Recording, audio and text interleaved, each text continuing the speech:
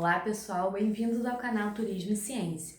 No vídeo de hoje a gente vai falar sobre um dos pontos mais importantes da nossa cidade, considerado um dos principais ecossistemas daqui da região metropolitana, a nossa Baía de Guanabara. Não sai daí!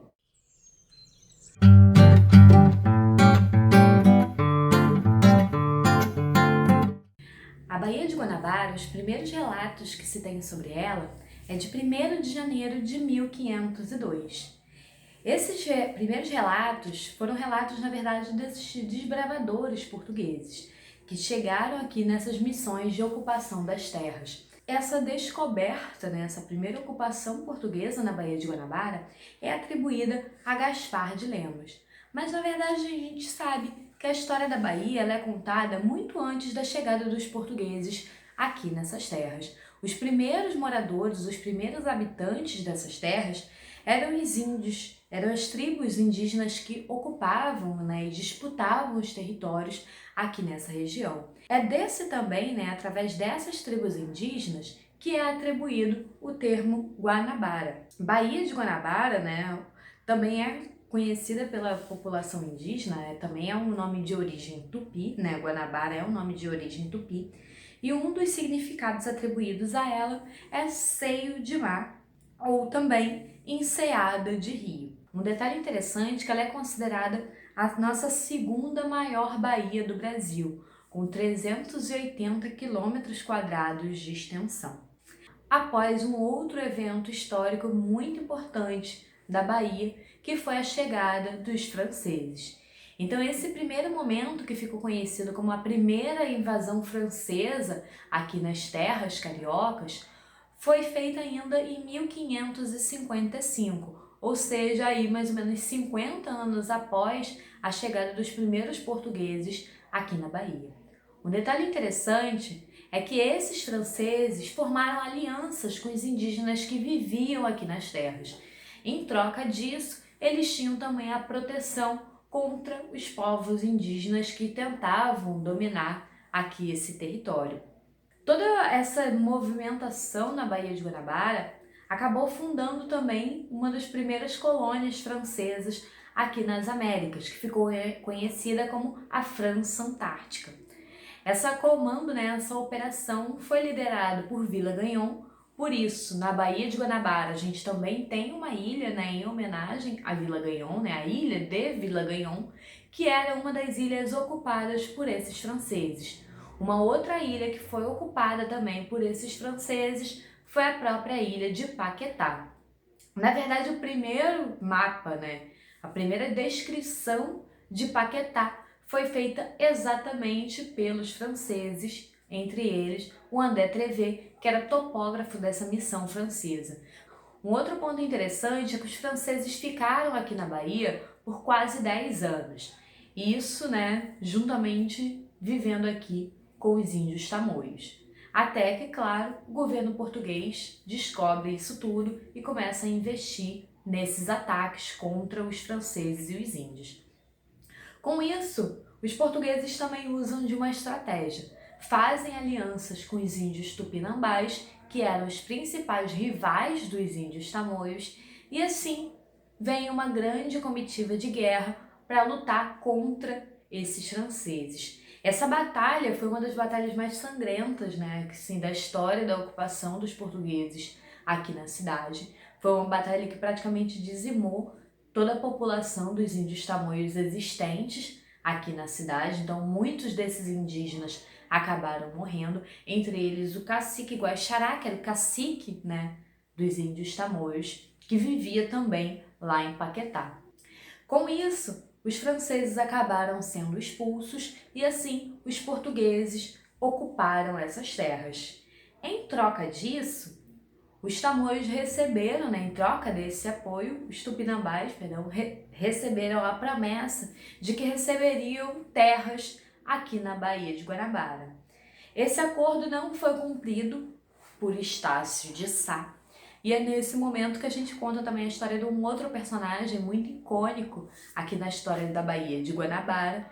Segundo a história, a Araribóia teria atravessado a Baía de Guanabara a nado e ameaçado Estácio de Sá para que ele desse os papéis, né, que enfim garantissem as terras para seus indígenas, né, para toda a sua tribo.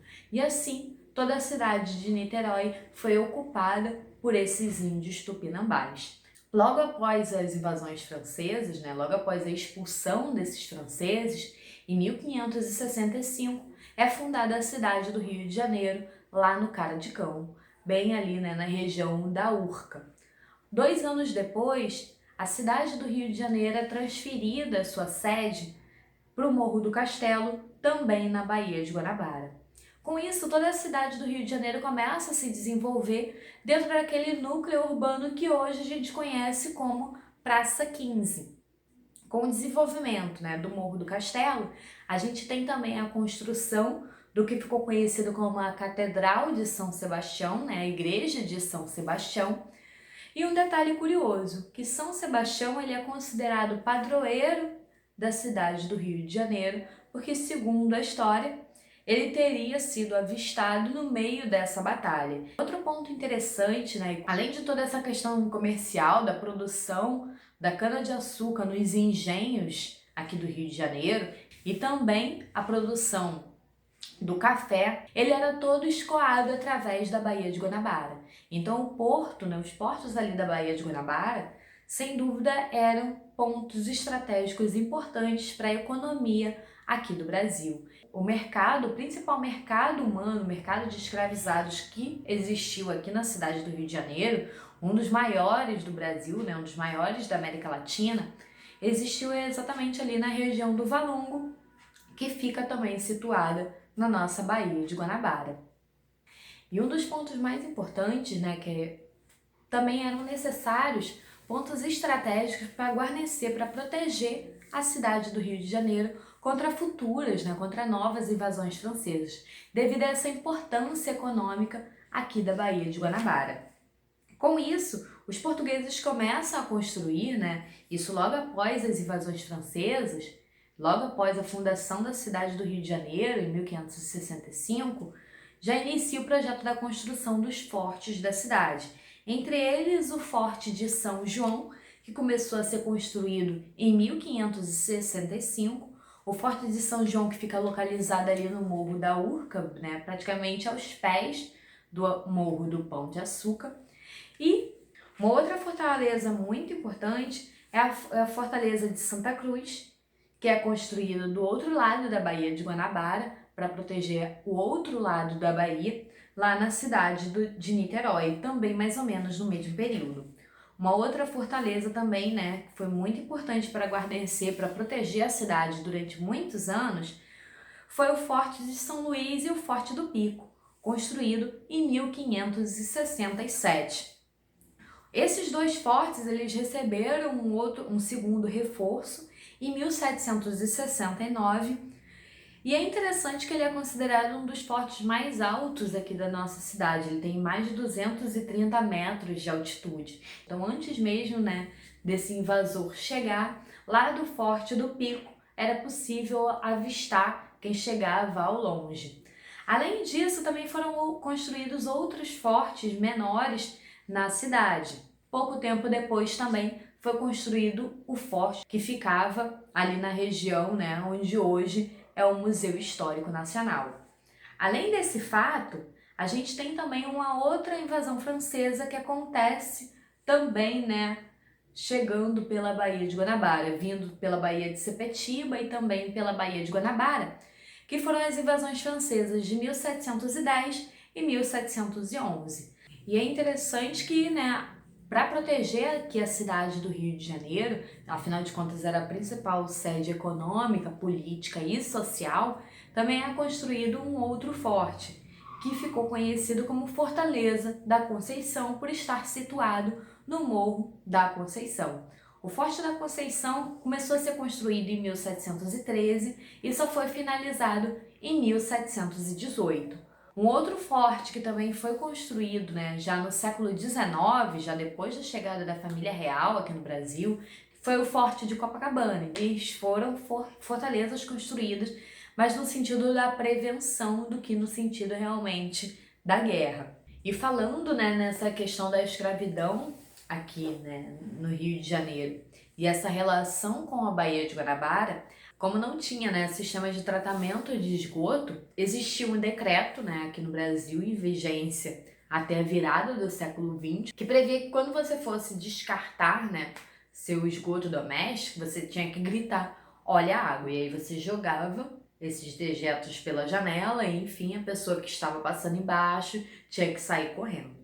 Isso para pessoas que não tinham, né, posses, não tinham um escravo para conduzir os seus dejetos. Daí vem, né, uma outra classe de escravos que acabou ficando denominado como os negros tigres.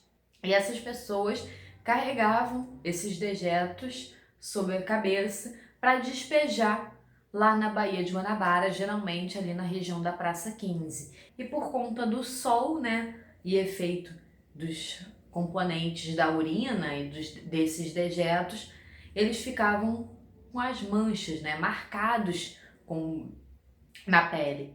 Então eles talvez, né, sejam a principal linha quando a gente puxa para falar sobre essa questão do esgoto aqui no Rio de Janeiro. Na verdade, essa questão do tratamento de água e esgoto sempre foi um problema muito grave aqui no Rio de Janeiro. Sobre a água, eu falei um pouquinho, né, no nosso vídeo anterior sobre o Rio Carioca. E essa questão do esgoto, ela só começou, né, a melhorar a partir do século XIX, quando uma companhia inglesa é contratada pelo governo, né, Dom Pedro II, já no segundo reinado, né, obviamente, e assim começa a fazer o primeiro sistema de canalização de esgoto aqui da cidade do Rio de Janeiro. Essa questão do saneamento básico, ela ainda deu continuidade nesses primeiros anos da República. No entanto, o que não se sabia, o que não se tinha, na verdade, nem muita consciência disso, era a influência dos aterros, né, nessa questão. Hoje sabe-se que pelo menos 20% da área atual da Baía de Guanabara foi aterrada. Então isso também repercutiu, né, em relação à devastação dos mangues, que são mecanismos naturais de filtração aqui da nossa Baía. Além disso, né, o aumento da população, o aumento populacional e crescimento desordenado dessa população em algumas áreas da cidade também contribuíram como um fator, né, para, enfim, a extinção quase dos mangues aqui da Baía de Guanabara. Então, a gente entende que toda essa construção da história da cidade do Rio de Janeiro se deu ali no entorno da Baía de Guanabara. E também todo esse processo da poluição da Baía é um processo histórico, foi um processo histórico. Hoje a Baía de Guanabara tem cerca de 55 rios que são lançados diretamente no mar, né? Tem sua água lançada diretamente no mar. Entre eles o próprio rio, né, ali do Canal do Mangue, Rio Maracanã, Rio Pavuna, Rio Irajá, e vários outros rios, né? Rio Acari, o próprio Rio Carioca. Então, vários desses rios que hoje estão poluídos. Isso também é muito influenciado, né, por conta dessa questão dos aterros. A gente lembra que toda a extensão onde hoje é a Avenida Brasil era uma área de mangue que foi aterrada. Então, a Avenida Brasil, que foi, né, inaugurada na década de 40, 1946, também foi um fator determinante para toda essa região. É interessante que hoje a Baía de Guanabara, em relação, né, à qualidade da água, ela é dividida basicamente em 5 zonas. Essas zonas, né, são divididas como a zona 1, que é a zona que tem a melhor condição, que é logo na entrada ali da Baía de Guanabara. A zona número 2, né, considerada uma zona de intensa poluição, por estar ali bem no eixo entre Rio e Niterói, principalmente em relação à poluição orgânica, né, poluição em relação à matéria orgânica. A terceira zona é considerada uma zona em deterioração, principalmente por conta do esgoto industrial, né, e doméstico. Além disso, lançamento de óleo. Um outro fator, né, muito importante foi que a partir da década de 60 a gente teve um aumento, né, muito grande da presença de estaleiros de gás e petróleo ali na região da Baía de Guanabara. A partir da década de 60, a gente tem a construção da Reduc, né, usina de gás ali na região de Duque de Caxias, que também tem o seu descarte feito na Baía de Guanabara. Hoje a gente tem cerca de 14 indústrias instaladas ali no entorno da Baía de Guanabara. Além disso, quase 15 terminais marítimos, além dos diversos estaleiros e refinarias de petróleo. A gente tem também o aterro de Gramacho, que funcionou por 34 anos. Ele fechou em 2012, que era, na verdade, não era bem um aterro, né? Era um lixão, era um lugar onde se descartava lixo de forma bastante rudimentar, né? Sem nenhum tipo de tratamento, durante bastante tempo, né? 34 anos funcionando.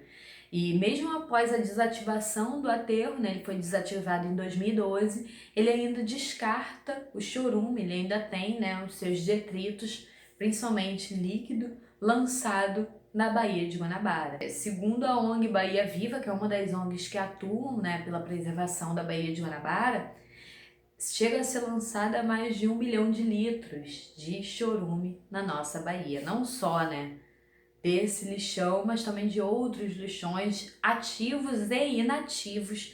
Uma outra zona é a Zona 4, talvez uma das zonas mais interessantes da Baía de Guanabara, que é uma zona que fica ali situada próximo a uma das áreas de proteção ambiental. E um ponto interessante é que ali é uma das áreas que se pode ainda observar um dos poucos mangues restantes da Baía de Guanabara. Além disso, ali também existem 2 dos rios menos poluídos da Bahia. Também é uma área de fundo de Bahia, por isso ela acaba recebendo também os despejos de todo o restante da Baía de Guanabara.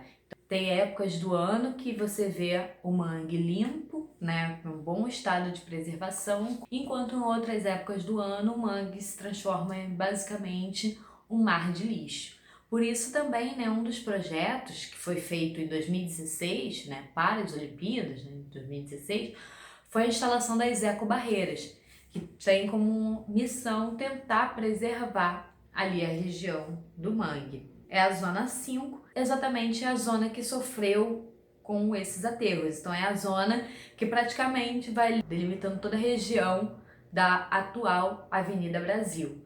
Se a gente pensar que a Ilha do Governador era de fato uma ilha, né? A Ilha do Fundão era de fato uma ilha. E a gente tinha praia ali em Inhaúma. E toda aquela área foi aterrada, toda aquela área recebeu aterro.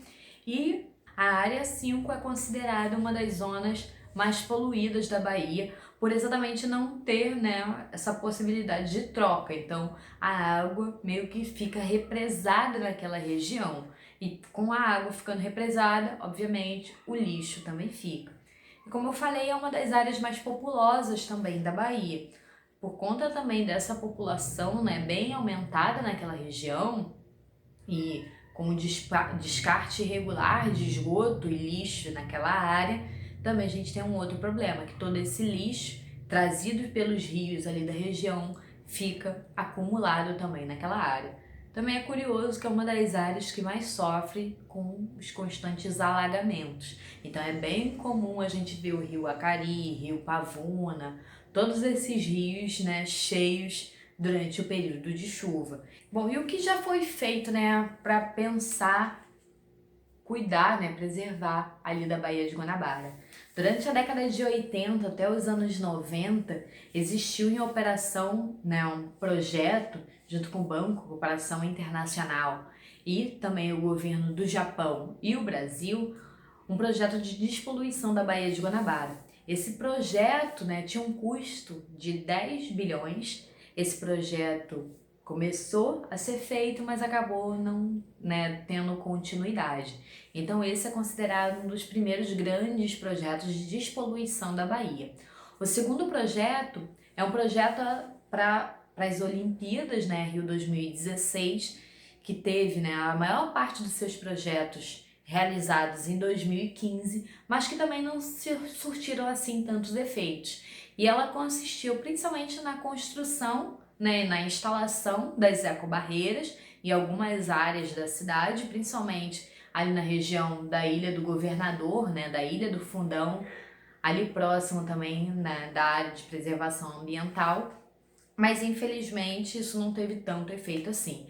Também, né, fazia parte do projeto um ecobarco que ia coletando lixo da Baía de Guanabara. E esse ecobarco conseguia coletar cerca de 40 até 50 toneladas de lixo por mês. Isso é um volume muito grande. Lembrando que a Baía de Guanabara ela serviu como cenário, né? Serviu como palco dos Jogos Olímpicos. Na época isso foi muito discutido, né? Por que usar a Baía de Guanabara? Mas na verdade a Baía de Guanabara tem, né, a prática esportiva na sua raiz, né? Então a história do esporte aqui no Rio de Janeiro também tem origem ali na Baía de Guanabara. Se a gente pegar os principais clubes aqui da nossa cidade, o Clube de Regatas do Flamengo, o Clube de Regatas de Botafogo, o Clube de Regatas, né, do Fluminense, todos eles tinham, né, como principal atividade a regata. Então, né, a prática esportiva aquática era a principal prática esportiva feita aqui no Brasil. Então a gente tinha canoagem, remo, natação, salto acrobático, a gente tinha um trampolim na praia de Icaraí. As pessoas iam lá e saltavam de trampolim em Icaraí. No entanto, a própria poluição ambiental aqui da cidade é que acabou tirando um pouco esse hábito marítimo que existia na nossa cidade. Se a gente começar a pensar, né, foi a partir da década de 60 que a Baía de Guanabara começou a ser poluída, então isso não faz tanto tempo assim. Agora é interessante a gente pensar que apesar disso, a Baía de Guanabara ela tem, né, uma vida ainda que tenta se manter. Como, por exemplo, a presença dos botos, golfinhos na Bahia, algumas espécies de cavalos marinhos também tentam resistir na Baía de Guanabara, estrelas do mar, esponjas, né, ouriços, enfim, várias outras espécies de animais. Além disso, também algumas tartarugas também são, vez ou outra, encontradas na Baía de Guanabara. E o mais curioso é que, né, no séculos atrás, a Baía de Guanabara também era uma área, né, de berçário de baleias. De tão comum que existia, né, era regulamentado a caça a baleias aqui na Baía de Guanabara. Não é à toa que a gente tem uma pedra do arpoador ali na entrada da Baía de Guanabara. Então é também, né, uma das coisas curiosas que faz a gente pensar como uma área que era berçário de baleias, uma área que era bastante rica em biodiversidade, tem sua biodiversidade diminuída ao longo dos anos. Estima-se que o estado do Rio de Janeiro chega a perder, né, em faturação cerca de 50 milhões de reais com a poluição da Baía de Guanabara. Isso nessa questão da geração de renda, né, na pesca, enfim, né, no próprio turismo e também no transporte marinho. Então é interessante a gente pensar todas essas questões também. Bom, eu espero que vocês tenham gostado do vídeo de hoje. A nossa proposta é fazer sempre vídeos curtos, né, falando sobre a história da cidade do Rio de Janeiro, seus aspectos históricos, culturais, né, e também ambientais. O primeiro vídeo que a gente fez, né, vai aparecer o link aqui em cima, eu fiz exatamente sobre o Rio Carioca. Então, quem quiser saber mais sobre o Rio Carioca e essa preservação, né, da água no Rio de Janeiro, é só clicar no link aqui em cima. E não esqueçam de curtir o canal e se inscrever. Além disso, também quem quiser pode me seguir nas redes sociais, na nossa página do Facebook é Turismo e Ciência e no Instagram é @KarenEline_Turismo e Ciência. Até a próxima!